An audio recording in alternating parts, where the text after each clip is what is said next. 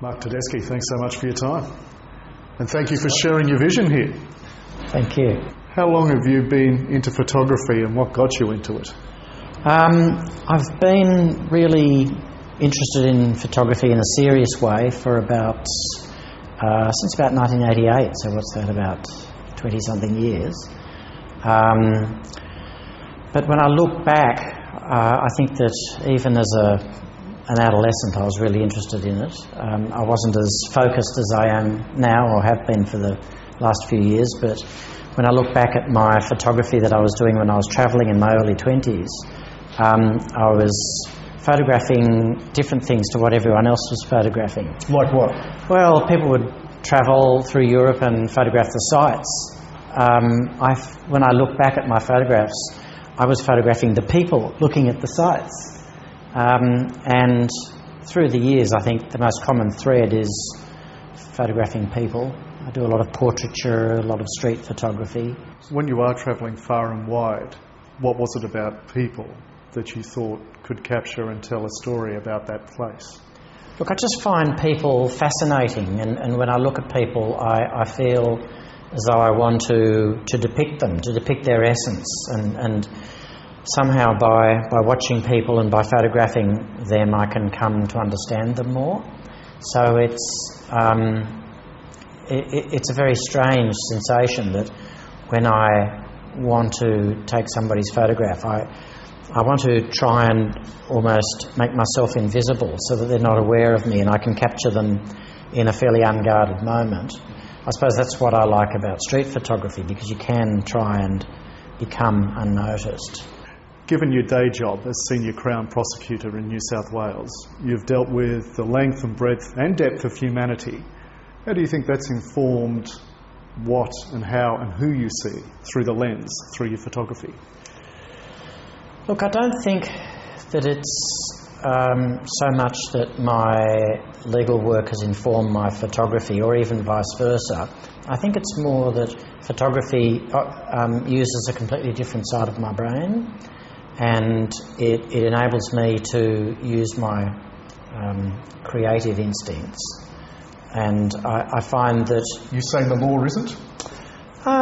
Look, there is a creative element in appearing in court. You know, one has to not just advance logical and rational arguments, but one has to appeal to people's emotions as well. But with photography, it's just there's nothing logical or rational about it at all. It's a lot of other things, and I find it a very good counterpoint to the work that I do. Let's have a look at a few of your photos here. Shall we start over here? Yep.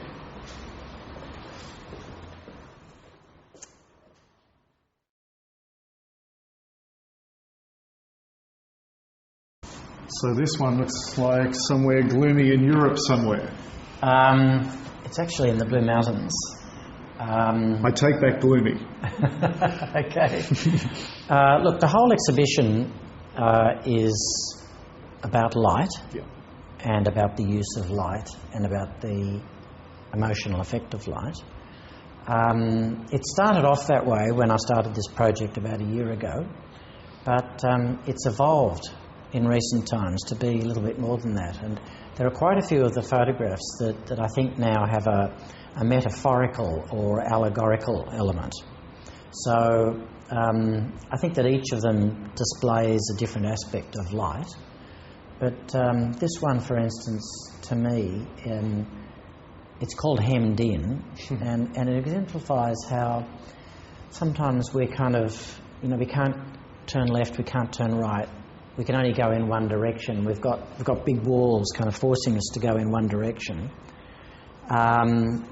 We think that we're all on our own. We have that sensation that we're all on our own, but really so many people are going down the same path, so that we're really not on our own at all.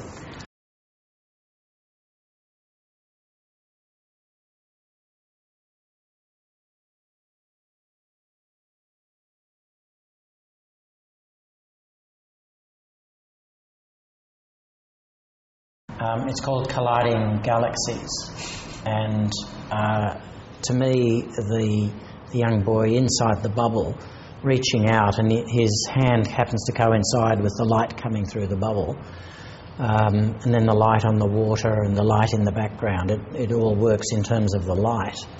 But it also works for me on an allegorical level, that really everybody has the sensation of being in their own bubble. And sometimes the bubbles bump up against each other, just like galaxies bump up against each other.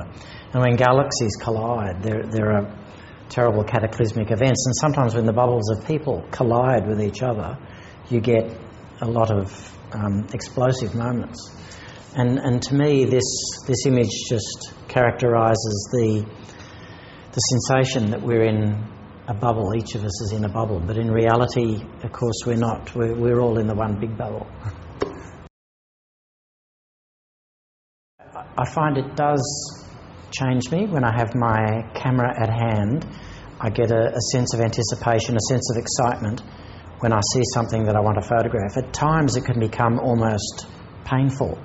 There's this incredible sense of tension that builds up, that I know what I want to capture. I know what I want to achieve with a photograph, and am I going to be able to? And of course with digital photography it's a lot easier, because you get instant gratification. You can see instantly what you've done and whether it's what you wanted to do. And if it's not, you can try again.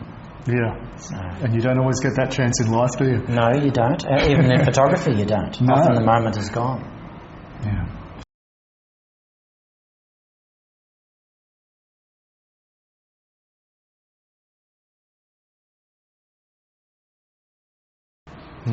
Are these easy to photograph? Because while you're dealing with the transience of the sun, those buildings aren't going to run away.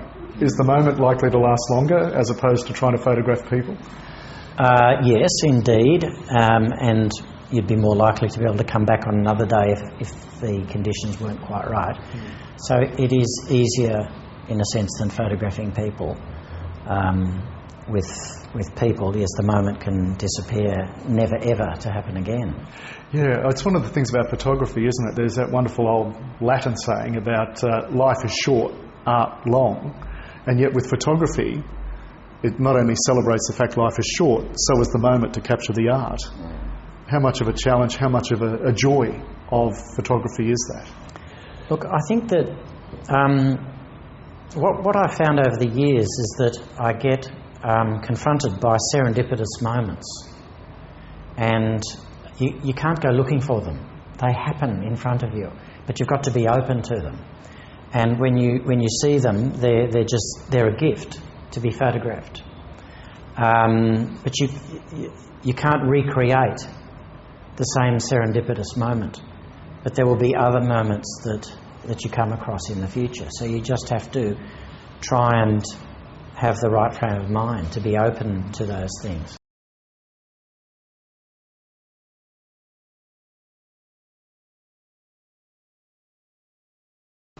It's called ennui. A lot of people are not familiar with that word. It means boredom or lethargy. And it was shot inside a typical Australian fibro cottage, a modest sort of cottage. It's actually a self-portrait. Oh, is that right? Yes. You have mighty fine feet, I must say, Mr. Tedeschis. And yes, it's a scene of domesticity and lethargy. And again, the light is very important. The way the light comes through the blind and illuminates the room in a gloomy sort of a way. You don't strike me as the sort of guy, though, that would lie around too much. I don't think this is a self-portrait in terms of your character. Lethargic is not a word I'd apply to you. You seem to pack so much into your life. Well, maybe it's just how I felt at the time I took it. Or maybe, sometimes the camera does lie. Sometimes photography does involve distortion.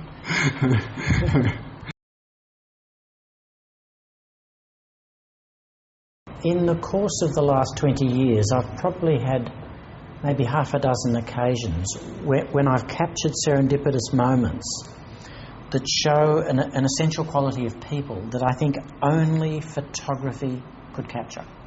And I suppose my wish is to have more moments like that, where I capture something so so significant about human beings, and it captures something that photography is unique at capturing. And your summation of human beings after capturing the sum of emotions of characters of moments? Oh, look, I love people. I think people provide an endless source of interest and fascination, and I believe in the essential goodness of most people.